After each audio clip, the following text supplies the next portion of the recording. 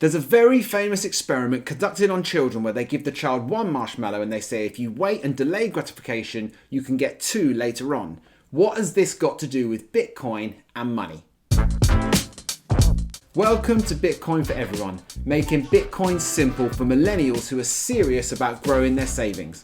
Whether you're on the fence about Bitcoin or you're just getting into your investing journey so you can secure your financial future, even in a system where working hard never seems to be enough. I'm Myles Dillon and I bought my first Bitcoin in 2012 and now I spend my time trying to help other people and teach about Bitcoin, so let's get into it for this week.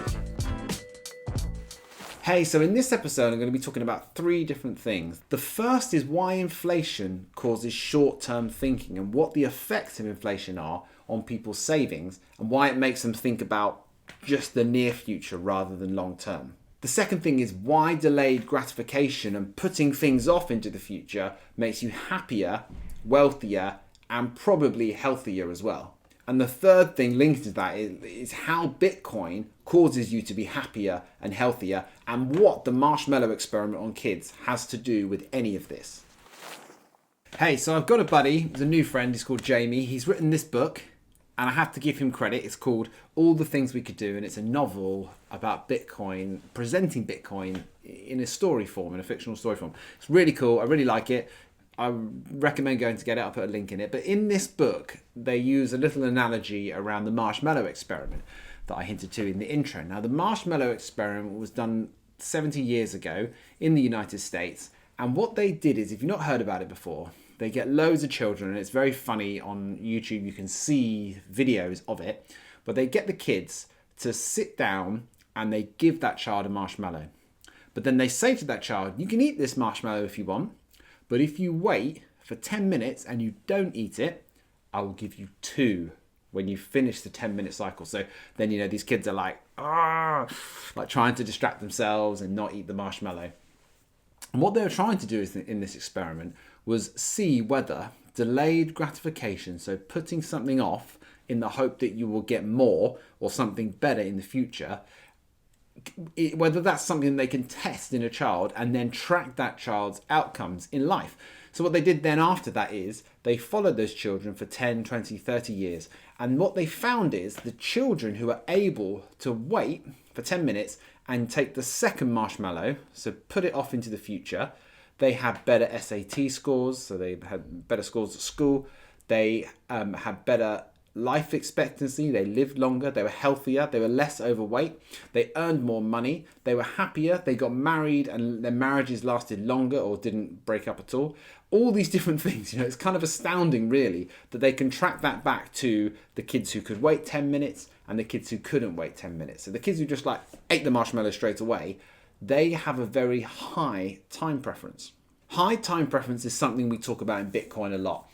And low time preference is what we're really going for. So high time preference means you favor stuff right now. It's like, I've got money in my bank, I got paid on the 1st of October, and I'm going to spend it all now and spend it all this weekend. That's high time preference. That's favoring the things in the near term. Low time preference, on the other hand, is delaying gratification. It's the waiting for the second marshmallow. It's taking the money into your bank account and thinking, right, I could spend this all now, but instead I'm going to focus on the future and think about, it's not necessarily linked to money. It's more to do with a sort of mindset about what you're focused on. But we relate it to money in Bitcoin because what we want to do is we want to have a low time preference, because high time preference means like YOLO. You only live once, may as well spend your money. Instead of saving, just go on holiday. Instead of saving, just buy a car. And it then breaks into other areas of our lives as well. So it means I'm going to eat whatever I want and eat food that tastes good and enjoy it because I'm not thinking about my life in 20 or 30 or 40 years time. I'm just thinking about this moment right now. So we know that the basics of investing and the best way to invest are trying to have a low time preference. So we take our money that we get paid and we think, hopefully, if we don't spend it all now, I can save a bit and invest it so that in the future, it will be worth more. It's having a low time preference. It's knowing that if I don't eat this marshmallow now, I can wait 10 minutes or I can take my money and I can invest it so that in the future I'll be wealthier. And that's hoping that what you invest in is going to actually grow and it's not going to be worth less. It would be awful if we decided to not spend our money now so that in the future we might have some more money and we can enjoy it more, and maybe we'll have more cash in the bank or that investment will be worth more. It would be awful if we did that, but then we found out that in the future that was actually worth less. But this is exactly the effect of inflation on our savings and on the money that we earn. Inflation slowly erodes the money that you save. So for example, if you have £1,000 in your bank, inflation is at like say 10%. It's not at 10% in the UK, it's probably more like 6 to 8%, although in the pandemic it did spike at around 9 or 10%. But say you got £1,000 in the bank, that means that every year, if you leave your money in the bank, everything else in the world is getting more expensive, or the government are adding and banks are adding money into the system so that your £1,000 is not able to purchase as much as it could this year as it can next year. But if you do that over 10 years, 10%, 10%, 10%, it's basically worth half. It's hardly worth anything. And that causes a high time preference, which linking back to what I was saying. It causes you to think, right, what's the point of saving? Because if I save my money in 10 years' time, it's not really going to be able to buy anything. So I may as well just spend it now. The link to the marshmallow experiment here is that it's like doing the marshmallow experiment, but instead of giving the child 2 marshmallows at the end, you say to the person, here's a marshmallow. If you eat that now, you'll get 1. But if you wait for 10 years, you'll only get half your marshmallow. Now, obviously, that's a no-brainer. But that is what's happening to your money, and that's what the government is saying about your money and the banks are saying about your money. Unless you invest this aggressively in high-risk investments and outgrow inflation, what's going to happen is the money that you save is going to be worth less. And obviously, you're going to eat that marshmallow straight away, and it causes high time preference. It makes everybody think, what's the point of investing? What's the point of saving? I may as well just spend my money now. And this is very bad for society and very bad for the potential outcomes it's going to have in your life. It has an overflow into other things where it makes you think, I don't know if I can have a family or children because I don't know what the future is going to be like for them, because obviously everything I'm doing is getting slightly worse and I'm getting slightly less. It makes you feel quite insecure and unstable. But what we really want to go for is having a low time preference, understanding that if we don't eat our marshmallow, we don't use all of our money right now, we could grow that into the future so that it's worth more. That then means that you can focus more on your long-term health. Because if you know that in the future you're going to be okay, you're going to be alive in 30 years' time, and you're going to have enough money to have a good life, you then change your mindset to think, okay, in 30 years' time I'm going to be, I don't know, say you're 30 now, I'm going to be 60. I want to be healthy when I'm 60, rather than if you have no care about the future because you're demoralized that your money is going to be worth anything and you're not really going to have a good life, you may as well go hard now, travel hard, eat as much as you want, drink as much as you want, do drugs, go crazy, enjoy yourself. Because I understand why you would feel like that. I understand why many people do that, because what's the point? If you're not going to have any money then when you get to 60, you may as well spend it and enjoy yourself now.